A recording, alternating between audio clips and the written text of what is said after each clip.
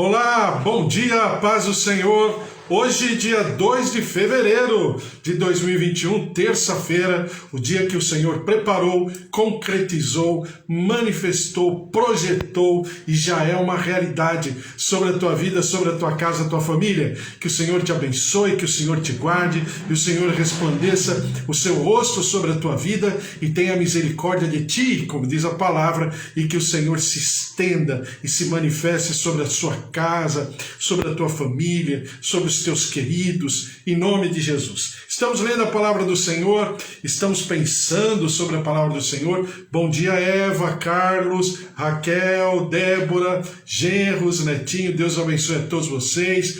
Também bom dia, Bispo Antônio, Suzy, Priscila, a presença, o mover de Deus sobre a sua casa, a sua família, minhas tias Rosália, minhas tias Rosália e Alzira, também bom dia, meus pais, a glória, a presença, o poder de Deus, seu João, Dona Dária, seu Toninho, Dona Nadir, o Senhor esteja sobre a tua vida, Magda, Josué, Joel, familiares, igrejas, ministérios, Kátia, Raquel, o Senhor esteja sobre a vida de vocês, Sueli Felintro, Elô, Wesley, filhões, Deus abençoe a todos vocês também, João, Roseli, Ângela, a presença, o mover, o poder de Deus, a alegria do Senhor, Amanda, familiares, o Senhor abençoe, o Senhor cuide de você, também Márcia, Fábio, Luiz Henrique, Dona Eudóxia, a presença, o poder, a plenitude do Senhor, Dona Efigênia também, o Senhor esteja sobre a tua vida, a tua casa, seu Augusto, sua casa, sua família, filhos, netos, a presença, o poder, o mover do Senhor se derramando sobre cada um, em nome de Jesus, e nós daremos sempre ao Senhor todo louvor, toda honra e toda glória em nome de Jesus. Estamos lendo a palavra do Senhor, Mateus capítulo 10, que é a convocação, que a gente chama de chamado, né? E a gente tem conversado nesses dias, porque na maioria das vezes a gente entende como chamado aquele que tem um trabalho específico na obra de Deus, que está conectado, vamos dizer assim, ao ministério de igreja. E não é isso que o Senhor está dizendo, mas o Senhor está dizendo que nós somos todos convocados a sermos santos, como Ele é santo. E a Bíblia diz que nós precisamos buscar a cada dia andar por sobre as suas pegadas, os seus passos, para que nós possamos interiorizar, né, a imagem de Jesus Cristo. Então, a imagem de Jesus Cristo agora, né, porque alguém poderia falar, nós já fomos criados à imagem e semelhança. Sim, mas nós fomos criados à imagem e semelhança em Jesus Cristo, mas somos descendentes, na nossa árvore genealógica humana, do gênero humano, somos descendentes de Adão e Eva. Só que essa matriz estava com defeito. Isso que a gente está assistindo muito bem agora, detalhadamente, essa coisa de vacina, que para as pessoas manipularem, a composição e tudo aquilo que se transformará lá na frente, no final da linha de produção numa vacina, todo o ambiente ele tem que estar completamente, vamos chamar assim, esterilizado,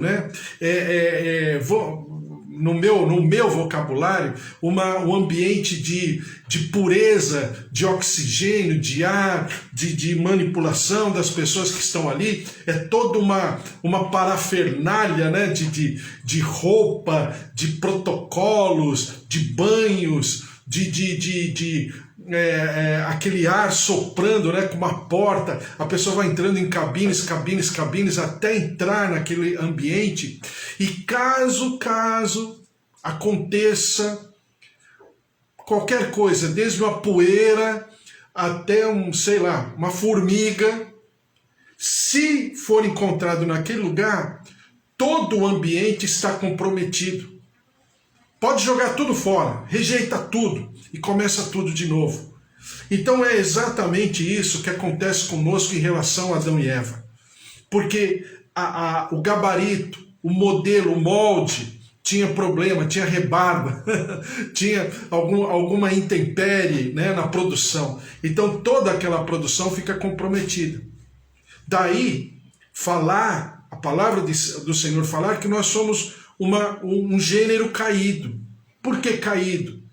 Porque nós descendemos, né, de uma matriz, né, caída, né, de uma situação, de uma circunstância de rebelião, de desobediência, né, de não querer, ontologicamente falando, não querer reconhecer a autoridade de Deus quando ele ordenou e Adão e Eva desobedeceram. A questão não é a desobediência, é pecado.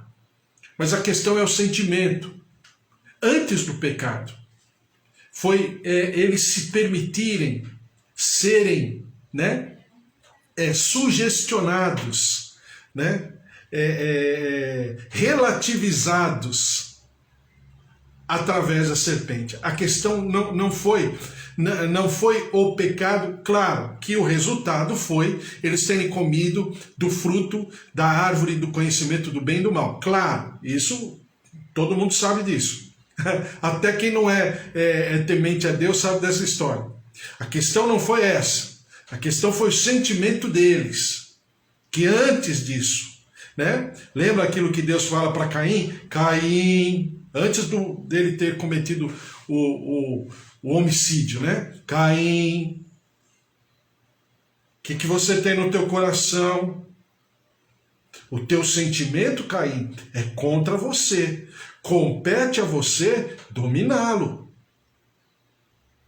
Deus está falando com Caim e está falando com todos nós. Porque os nossos sentimentos são contrários a nós, nesse sentido. Então compete a nós dominar os nossos sentimentos, para que não cometemos, né, deslizes, e a Bíblia chama isso de fugir da aparência do mal. Então é exatamente esse momento, esse ato, que Deus interfere na vida de Caim, que com certeza ele ainda, vamos dizer, antes de Caim, esperou em Adão e Eva, e que Adão e Eva não abriram espaço para que isso acontecesse. Mesmo assim, depois do pecado, o Senhor ainda, né, procura Adão e Eva e lhes indaga para que houvesse um espaço, para que ele criasse uma ponte, para que houvesse um sentimento de arrependimento. E não houve. E aí aconteceu o que aconteceu. Então, quando nós entendemos isso de uma maneira clara, simples, profunda, a Bíblia fica mais fácil, né? Por quê? Porque a gente oscila. Alguém já disse que nós somos, na nossa natureza, bipolares. E somos mesmo. Haja vista a nossa sociedade de hoje, né? Ou você é de um extremo, ou você é do outro extremo. Ou você pertence a um grupo, ou você pertence a outro grupo. E esses grupos vão conflitar dia e noite. Narrativas completamente, né, confrontadoras entre si. Por quê? Porque é a nossa natureza. Quando o Senhor Jesus fala sobre chamado, o Senhor Jesus deixa isso, todo o capítulo 10, o Senhor Jesus, no capítulo 10 de Mateus, o Senhor Jesus deixa isso muito bem claro. E ele não apenas pontua, coloca, faz a convocação, mas ele já havia vivido com os seus discípulos, nesse período, né, entre Mateus 5 e Mateus 10, ele já havia demonstrado o que estava reservado para aqueles discípulos frente a uma atitude favorável do chamado. E eles foram convocados e eles disseram sim a essa convocação, a esse arrebanhamento, né, dessas pessoas para fazerem e exercerem o propósito de Deus. E qual é o propósito de Deus? Sede santos, porque eu sou santo. se eu serei um engenheiro, um pastor, um evangelista, um médico, um farmacêutico, um sapateiro, um lixeiro, um açougueiro, um comerciante, um jornaleiro ou um jornalista.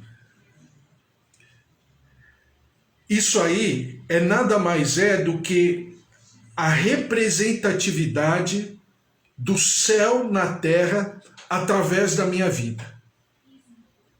Então a obra, o trabalho é buscar a santificação, sem a qual ninguém verá o Senhor, diz a palavra do Senhor. Então a minha tarefa é buscar a santificação. E o que é buscar a santificação de maneira, vamos dizer assim, né, contextualizada? É ser parecido com Jesus Cristo. Simples assim. Quanto mais eu me parecer com Jesus Cristo, mais próximo da santidade eu estarei.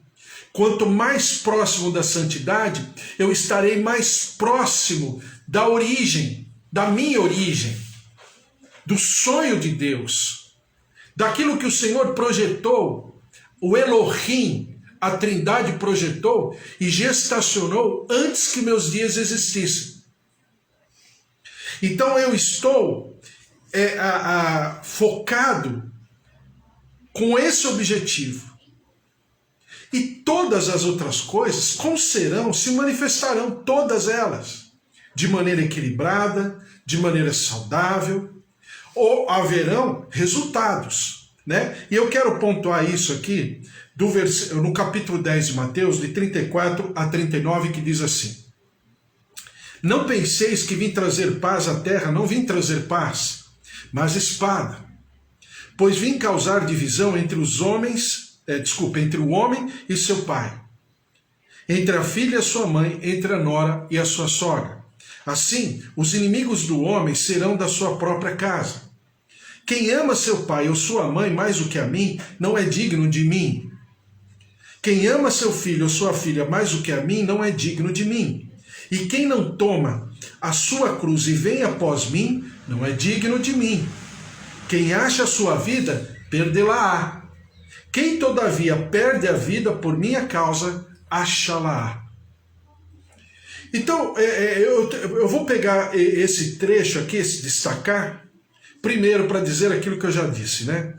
Não é que o Senhor está trazendo uma espada, né, como alguns até defendem de maneira entorpecida, defendem isso. Tá completamente contrário. Não é espada no sentido político, espada no sentido social, né, de intifada, de terrorismo, de guerra, nada disso.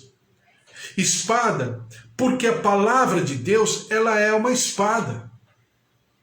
A palavra de Deus, ela deixa muito bem claro no mundo espiritual que não existe, vamos chamar assim, a coluna do meio. Ou bem pertence a um lado, ou bem pertence ao outro lado.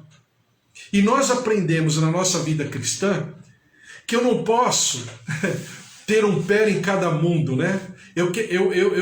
Até seria bom, saudável, mas não é.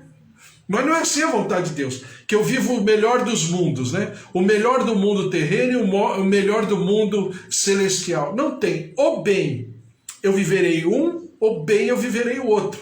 Porque a Bíblia própria fala que eu vou automaticamente, se optar por um, eu vou aborrecer o outro. E vice-versa. Por quê? Porque a carne milita contra o espírito contra a carne.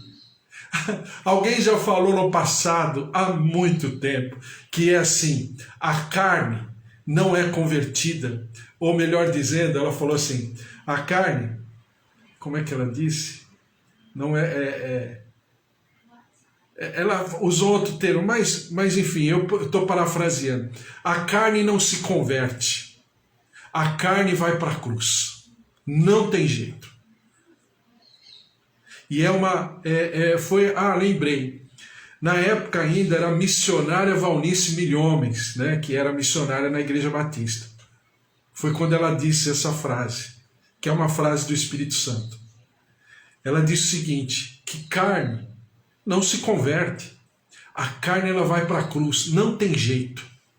Em 100% dos casos, na totalidade das vezes, não tem como, porque não conjumina, porque a natureza caída da carne não consegue. Mas no Espírito nós ressuscitamos com Jesus Cristo. Então, quando Jesus fala em trazer a espada, é exatamente por causa disso. Nós,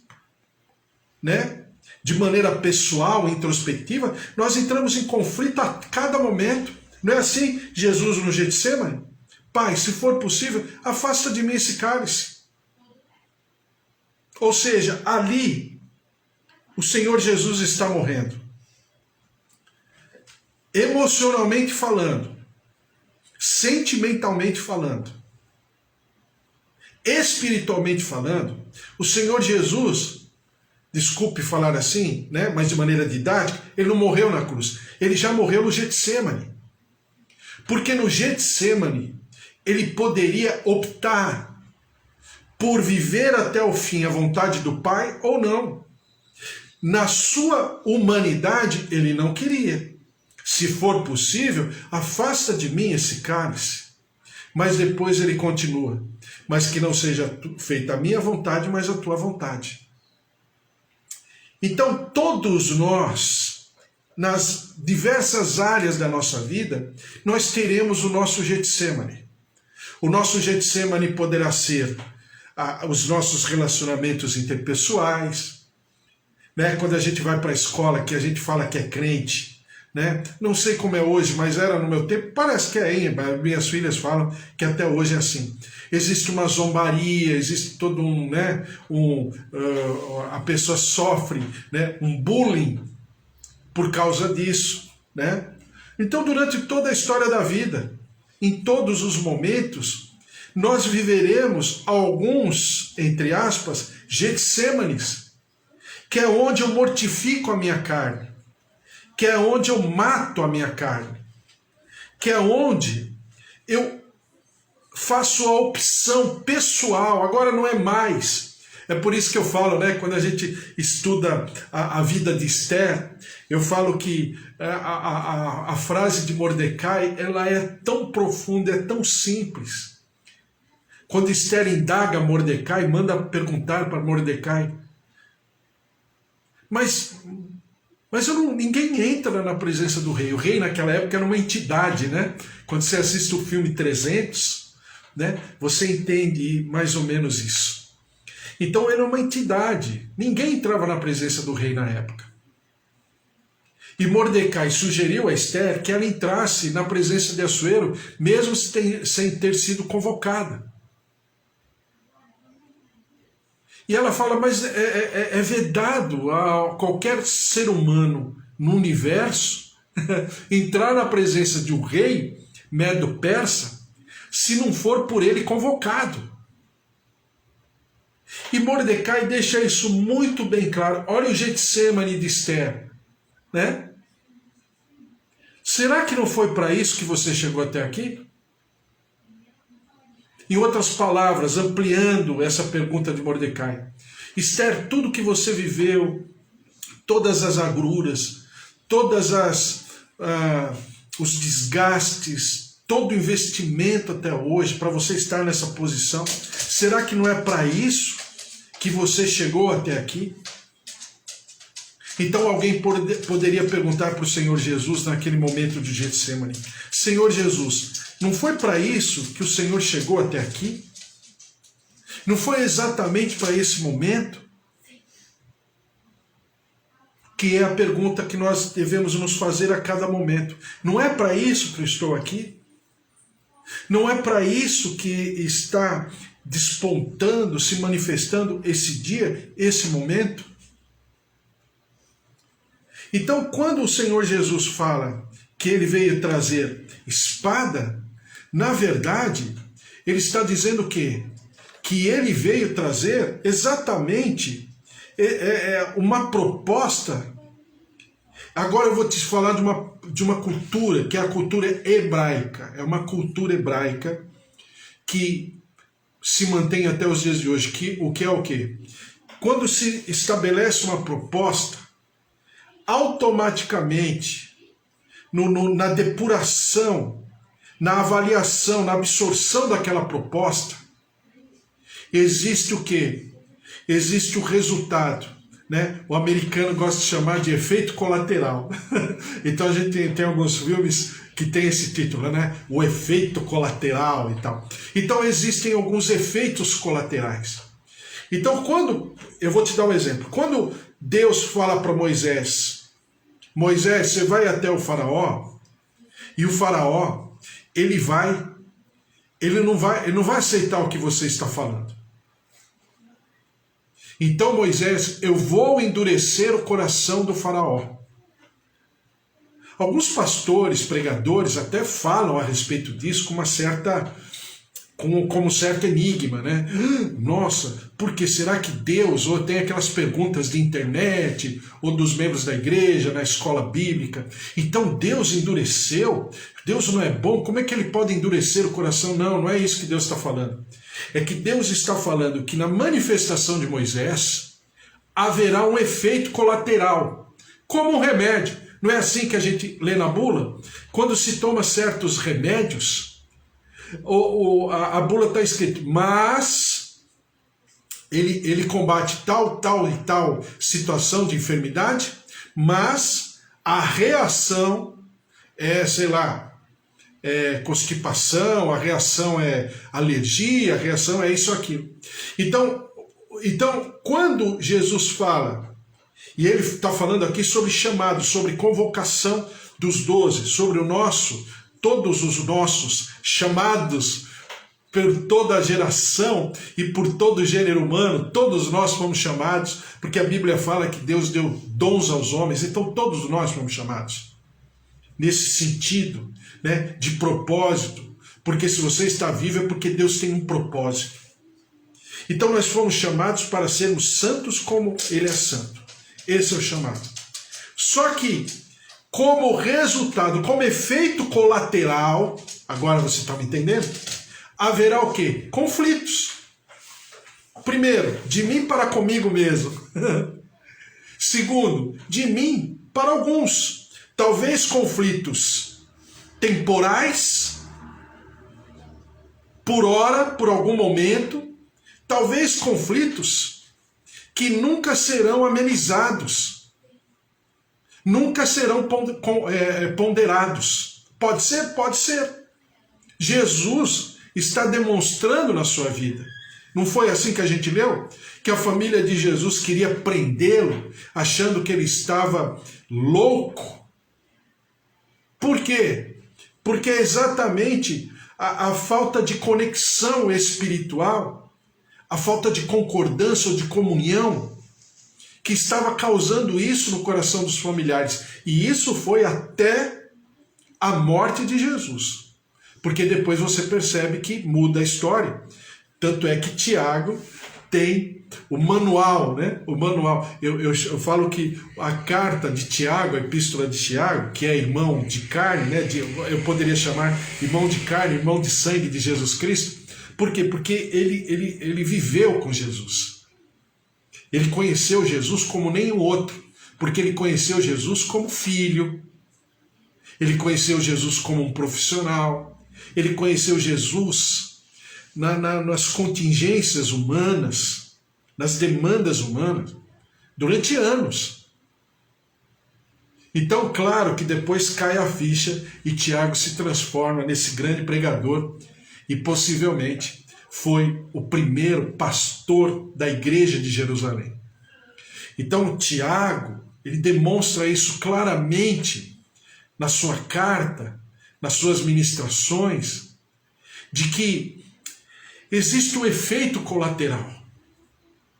O efeito colateral, quando Moisés foi interpelar, intervir em nome do povo de Deus, claro, aí Deus falou, eu vou endurecer o coração. Como resultado, não que Deus quisesse voluntariamente endurecer o coração de Faraó. Exatamente esse mesmo sentimento Essa mesma linha de raciocínio, quando Jesus fala, ele diz assim, não penseis que vim trazer paz na terra, mas vim trazer espada, porque é a maneira que a cultura hebraica vê uma situação. É ver aquilo que é, vamos chamar assim, de positivo, mas também ver aquilo que será o resultado, o produto, como eu falei para você, como um efeito colateral. Não é o principal, é colateral. Por quê? Porque é o resultado de uma postura. Exatamente o que acontece com a pessoa da Trindade. A pessoa da Trindade, ela por si só, na sua presença, ela traz justiça. Só que quando ela traz justiça, ela também traz juízo. Por quê? Porque é o resultado colateral, vamos chamar assim, da presença da Trindade. É por isso que não haveria, entre aspas, a perfeição, que se não houvesse o cálice da ira de Deus. Porque o cálice da ira de Deus nada mais é do que o efeito colateral de um sentimento de justiça. Por quê? Porque o Elohim, ele é eternamente, perfeitamente, maravilhosamente equilibrado. E ele age com equidade. E agir com equidade, com equilíbrio, com justiça, automaticamente, naturalmente, atrairá o juízo. Então é o que Jesus está falando nessa situação. E agora, para finalizar, diz assim: quem vos recebe a mim, me recebe, e quem me recebe, recebe aquele que me enviou. Quem recebe um profeta no caráter de profeta, aqui está falando por causa daquela cultura de Elias, né? Que havia uma cultura que todo o hebreu temente a Deus, quando ele fazia uma casa, ele chamava um quarto, vamos chamar assim, o quarto de hóspede, eles colocavam o nome como o quarto de Elias. E isso era da cultura. Por quê? Porque na cultura se achava que o profeta Elias voltaria, né? Por quê? Porque Elias não morreu de morte morrida nem de morte matada. Foi uma carruagem de fogo que levou Elias embora. Então, o pessoal achava que Elias voltaria, claro, quando Deus fala, está falando de Elias, mais como o perfil, a personalidade de um ministério, não da pessoa de Elias. Mas se tinha que todo homem temente a Deus, quando construísse uma casa, faria uma edícula, vamos chamar assim, uma casa, a exemplo da mulher sunamita, construiria um quarto que chamava-se quarto de Elias, né? Então, quando passava um parente na região, falava assim, vai lá para o quarto de Elias, né? Eles falavam isso. Alguns deles até deixavam, quando nas principais celebrações da lei, das festas hebraicas, né, judias, se deixava uma cadeira chamada cadeira de Elias. É engraçado isso, né? Mas era a cultura. Então, quando o Senhor Jesus fala, ele está se referindo a esse ambiente. Presta atenção. Quem recebe o profeta no caráter de profeta, receberá o galardão de profeta. Exatamente o que acontece com aquela mulher. Quando o marido lhe pergunta que o seu filho está morto, está tudo bem? Ela fala, está tudo bem. E ela vai responder para todo mundo, tudo bem. Por quê? Porque havia uma autoridade, havia uma investidura, uma patente profética sobre ela, exatamente porque ela recebeu o profeta naquele momento como um profeta. Então ela deu tanto valor, ela deu tanta autoridade àquele profeta, que aquela autoridade passou a ser, por transferência, se manifestando sobre aquela mulher. Puxa, a palavra de Deus ela é maravilhosa. Ela se explica por si só. Não precisa nem fazer força. Diz assim: e quem der a beber, ainda que seja um copo de água fria, a um destes pequeninos, por ser este o meu discípulo, em verdade vos digo que de modo algum perderá o seu galardão. Exatamente o que acontece com os magos do Oriente. Quando os magos do Oriente reconhecem Jesus na sua constituição perfeita, como Messias do Deus vivo. E eles colocam lá, lembram da história? Eles colocam lá a mirra, né, o ouro, o incenso, cada produto representa uma constituição que se manifestaria mais tarde em Jesus, mas eles entregam para Jesus, para os pais de Jesus. Claro, Jesus é um bebê, possivelmente 2 anos, 3 anos, né, uma criança no primeiro estágio, né, na primeira infância. Então eles entregam, e Jesus, ao ser reconhecido, ou seja, na sua constituição, na sua autoridade, a proteção que estava sobre Jesus, automaticamente, naturalmente, espiritualmente falando, se derrama sobre os magos do Oriente. E a mesma revelação, exatamente a mesma revelação, que falou para José e Maria fugirem, né, irem se abrigar, se esconder de Herodes, o grande na época, né? Herodes o grande, o pai dos outros Herodes. Então, para se esconder de Herodes, era exatamente aquilo que o mesmo sentimento do Elohim se manifesta através do seu anjo, quando fala para aqueles magos do Oriente em sonho. Olha que eles não pertenciam à cultura judaica. Eles eram, né, eram persas. Eles eram lá a 1.500, 2.000 quilômetros distante de Israel. Eles eram descendentes dos caldeus. Então, quando eles entregam o ouro, o incenso e a mirra, ou seja, a principal, a melhor, a mais excelente oferta que eles tinham, o que acontece? Estabelece ali uma liga. E o princípio, o propósito que estava sobre Jesus, agora está sobre eles.